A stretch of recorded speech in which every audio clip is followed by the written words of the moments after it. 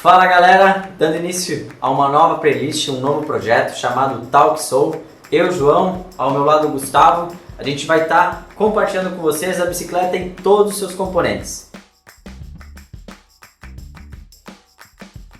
Se inscreva em nosso canal, a gente vai estar fazendo vários materiais direcionados para vocês, onde a gente vai estar detalhando, compartilhando todo um conhecimento em cima dos itens da bicicleta.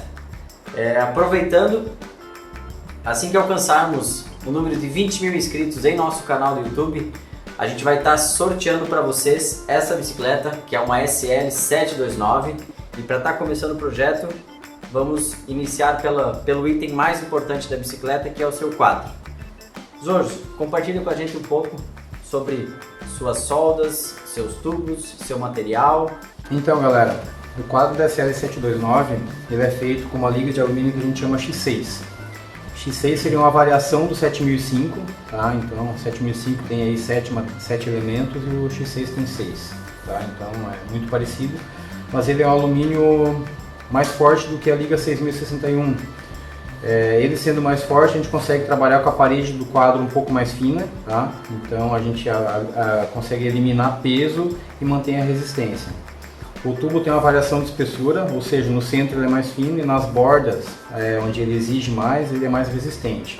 A gente consegue manter a resistência, a durabilidade e a rigidez e tira peso de onde é menos necessário material. São os tubos trefilados, Trefilados, certo? Isso. Suas soldas. A gente tem o acabamento smooth welding, ou seja, a solda é toda lixada, toda bem acabada, ó. Isso não é só a parte estética também, porque a vibração que vem do solo, ela tende a parar em cantos vivos, e como a solda ela está lixada, arredondada, essa vibração acaba dissipando e tem menos chance de quebrar a próxima solda. Legal. Além do visual clean. Certo. A geometria. Então, a 729 é uma bike bem racing, tá? Ela tem a caixa de direção com um ângulo bem agressivo, o tubo de selim é um pouco mais em pé também para você ficar mais projetado para frente, para subir a íngreme, isso é bom. Ele responde muito bem assim a arrancada, a subida curta e íngreme, ele acelera rápido, acelera fácil. É um quadro racing, assim, pronto para iniciar a competição. Cabeamento desse quadro já é interno, então os cabos eles entram aqui na parte da frente, saem aqui por baixo, né, para os câmbios e freio, então passa tudo internamente. Perfeito. Lembrando que em volta do conduíte a gente usa uma mangueira de borracha expandida para não fazer barulho do conduíte dentro do tubo. Certo. Isso aí na hora da manutenção os mecânicos têm que tomar cuidado para conseguir repor essa mangueira depois, para não causar barulho após a manutenção. Quais tamanhos a gente está trabalhando com essa bike? O S que equivale a um 15, vai ter o N que equivale a um 17 polegadas e o tamanho L seria o 19. Certo. Sistema de garantia. Garantia vitalícia contra rachaduras e trincas do quadro. Peso. Na faixa de 1,450 kg, dependendo do tamanho do quadro. Legal. Movimento central. BSA, normal, né, com rosca. Ainda sobre o peso, a gente sabe que 1,450 kg é mais leve do que muitos quadros de carbono que a gente vê por aí. Então, certo. Acho que isso aí vale considerar. Perfeito. Caixa de direção, para encerrar o quadro. Caixa de direção já é tapered, ou seja, o diâmetro do rolamento de baixo é maior do que o de cima. O que isso quer dizer? Que com os dois rolamentos, essa é a diferença de tamanho, ó. Então o rolamento tapered embaixo, ele é mais robusto, ele acaba dando mais rigidez, né? Como o tubo é maior, o quadro é maior, mais rigidez na frenagem, então a suspensão ela cede menos. Como o rolamento é maior, o próprio rolamento ele sofre menos, então ele vai durar um pouco mais, tá? Então é para reforçar o conjunto. Vocês podem ver aqui, ó, a espiga da suspensão é cônica, então por isso no taper. Perfeito. Aproveitando a suspensão, aqui estamos com uma RockShox Recon. Recon RL, tá? Recon RL já com eixo de 15 mm, tá? Sobre o funcionamento dela, ela já tem a tecnologia Solo Air, ou seja, ela tem uma mola negativa que trabalha contra a mola positiva. Ou seja, em pequenas irregularidades, a mola negativa ajuda a roda a desviar do obstáculo, só que ela trabalha só no início do curso. Conforme a suspensão vai comprimindo, essa mola negativa deixa de atuar, ficando só positiva, o que faz a suspensão endurecendo cada vez mais. Quanto mais você utilizar o curso, mais dura ela vai ficando. Perfeito. Isso é uma tecnologia que algumas suspensões simples a ar não tem.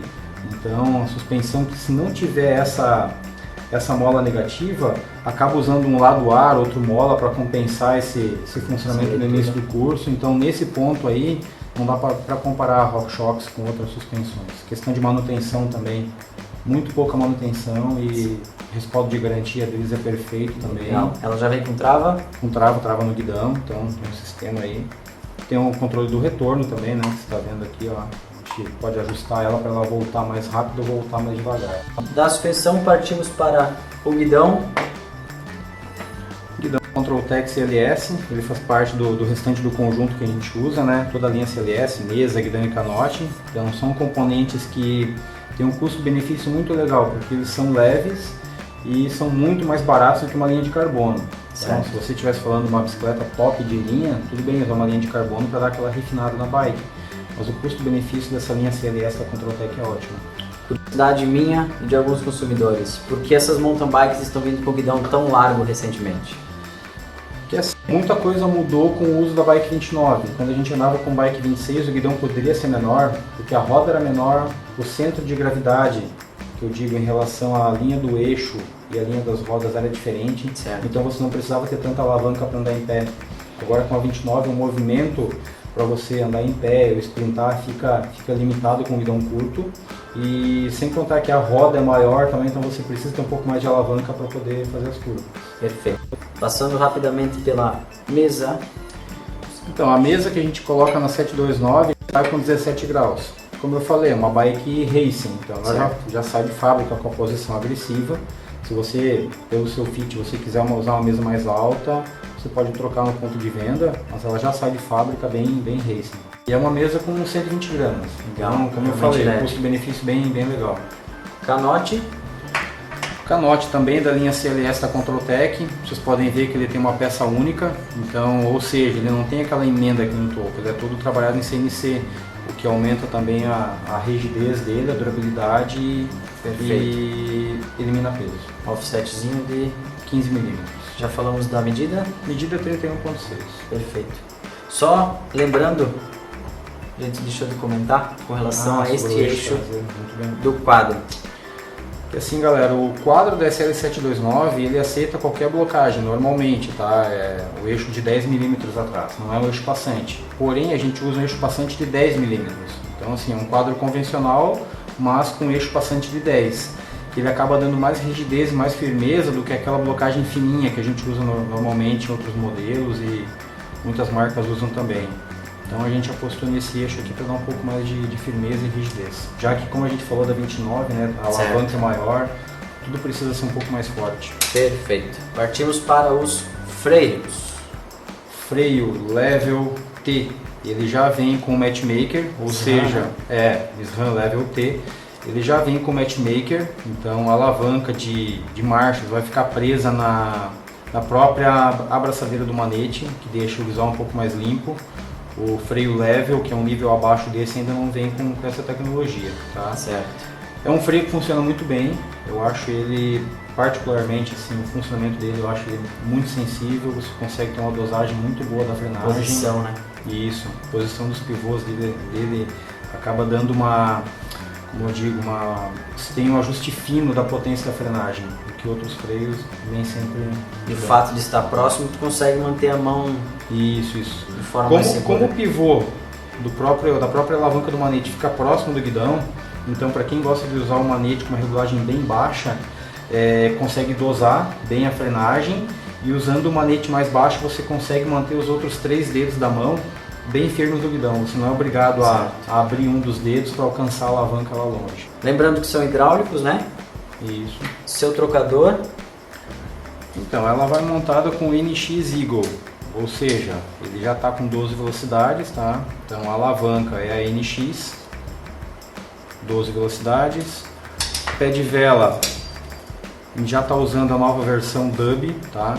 Que a SRAM mudou o padrão de movimento central, que era GXP BB30, agora todos os pés de vela são Dub. O que vai mudar é o movimento central conforme o tipo de quadro. Nesse caso aqui ele vai com BSA, central Dub e BSA. O pé de vela já é Dub, ele é um pouco mais leve do que a outra versão. Certo. Tá? E a coroa que a gente está usando são 34 dentes. Perfeito.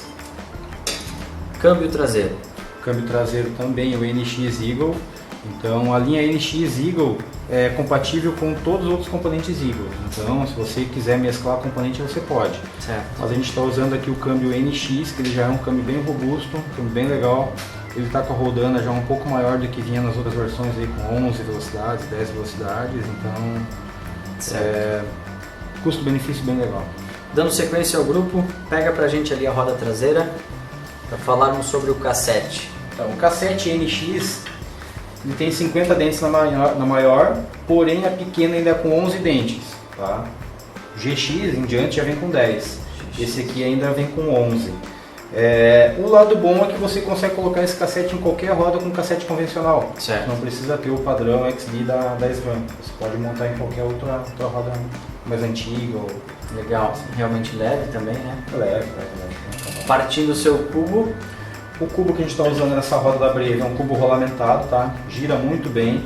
Como eu falei, ele é com eixo bastante de 10 mm, então é muito parecido com os componentes de 12 mm que a gente usa na linha de carbono, mas é com 10, para poder usar em qualquer tipo de quadro que usaria blocagem. Tá? Cubo rolamentado.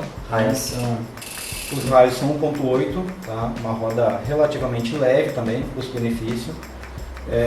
Aro da Brave também é um aro com um peso bem honesto, assim, comparando peso e preço. É uma roda bem legal.